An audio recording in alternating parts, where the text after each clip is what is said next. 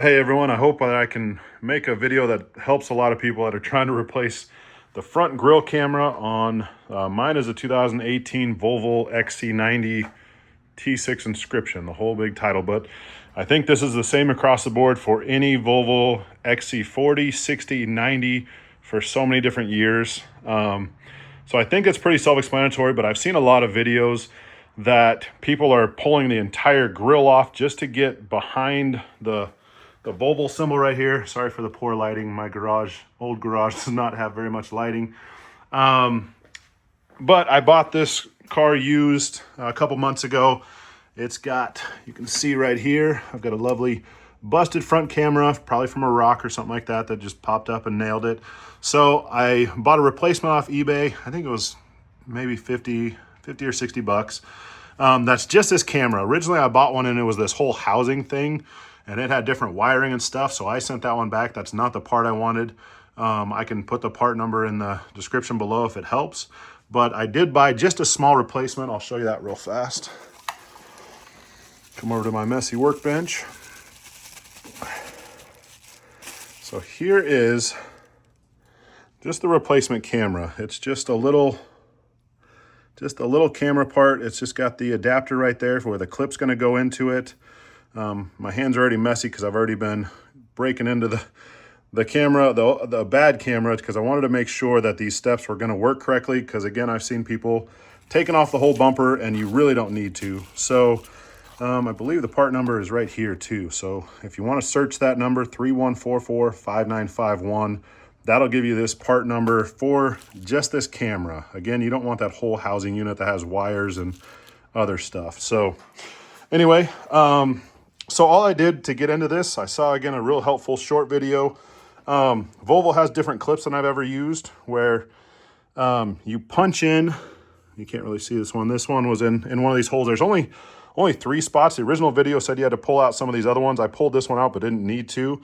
There's 3 across the top on my XC90. So it's just got these 3 top ones. Again, for these clips, you just push in the little center circle on that. And then my favorite pry tool, I got a whole pry tool kit, was just this metal one. Again, you just want to be super careful because, again, you know, my clips are, what are they, 6 years old, 7 years old? No pun intended on there for the young kids. But just get it under the clip and they just popped out real easy. They come out as one piece. If you do break them, you can find replacements. They're nothing terrible expensive, but it's just annoying when you break a clip and you got to get new ones. So I always keep a couple of these on hand if I ever do, just because sometimes they're fragile and the lip just snaps right off them. So take those 3 clips out, and then it's got these little kind of hinges that sit down underneath this plastic shrouding here. But again, you don't have to take off any of these other clips along here. It's just those 3 across the top. And then I kind of just forced it across so that I could get enough leverage to pull this side out and then take off this housing. And this was where it was helpful, where I realized I could get into this down here. So right in here, there's a little kind of rubber housing that protects kind of the radiator and stuff like that. So when the air flows through the grill, this is actually, you can get in here and you can just kind of push this down enough. Let me grab my trusty light. You can push this down, and where we are trying to get to, I apologize, let me fix that. That's not gonna work. Yep. There we go. See if I can do this all at once. Where we're trying to get to is right there. That's the Volvo symbol. Okay, sorry, jumped you around a little bit. Try to make this a little easier to see because, like I said, be careful. This is just a rubber kind of housing that goes around the radiator, but you can push it down away just to get your hand. There is a kind of a center support for the grill and kind of the frame right here for this. But this is the piece we're trying to get to. Right in here, this is the bad camera. Let me get down here a little further. You can see, so this was clipped in there. This clip is, for me, it was kind of a bear. I've got big hands, and there are 2 clips on the left and the right side. So trying to, let me see if I can zoom in a little bit. Yeah, trying to get into there so that these clips, you got to press them in on both sides. So trying to get my big fingers to press in on that, be able to pull out of the housing. That's kind of the first chore. It took me a few minutes to kind of get it loose, but that's what that requires. There is a bracket. Let me show you the bracket. There is this white, I already took mine off, like I said, just making sure I could do it all. There is this white bracket that sits down around, let me zoom in a little bit more. My hands stay out of the way. This white bracket sits down around the camera and holds it into place. I just used a metal pry tool. I hate to say metal because I'm working with soft plastic, but you got to get around one of these bottom corners. Again, be careful because this whole housing around this Volvo symbol is plastic as well, but I got a pry tool down right under here. And it gave me enough leverage. Ooh, I apologize. Gave me enough leverage that I could pop this out. It helps if you can kind of pry from both sides. This just comes out. Be careful not to drop it. And then you should be able just to come down. Let's see where I'm at. And then pop out our camera. So there you go. Again, note the orientation of your camera. I would hate to install this upside down incorrectly. So mine has, looks like the code and everything at the top of the camera. So again, that's how I'm going to put my camera in, and I will check that before I button everything back up. You can see my camera was shattered real good. So that's the next step, is to put the new one in and reverse my steps. Okay, here's a quick side-by-side of the old camera, the new camera. Again, this is the top side that came out. It's got the QR codes on top. Looks like the numbers all match and everything.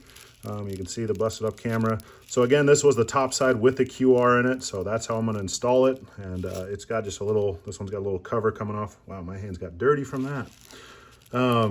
Gotta love working on cars though. So again, really self-explanatory, but again, that is the exact replacement part that I needed.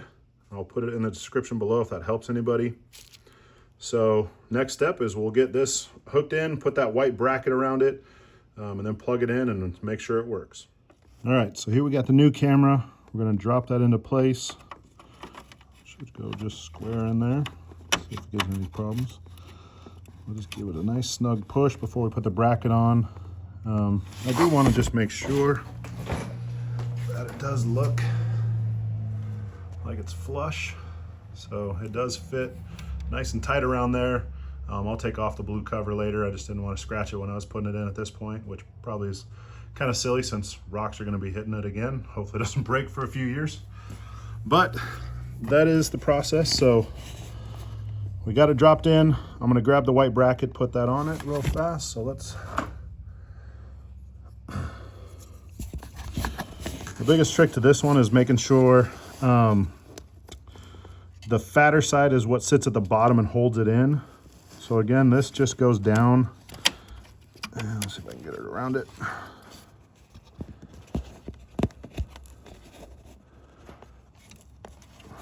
No. Okay, sorry, I had to pause that real fast. Getting that bracket on there is a little challenging. It helped to kind of, it has two sides where it sits in, where it's got the slot where those prongs go in on that. It helped to put the top part in first and then clip kind of the top in and then push from the bottom and then snug the bottom up around the camera. And then the last thing to do is just to grab the cord for it. That plugs in.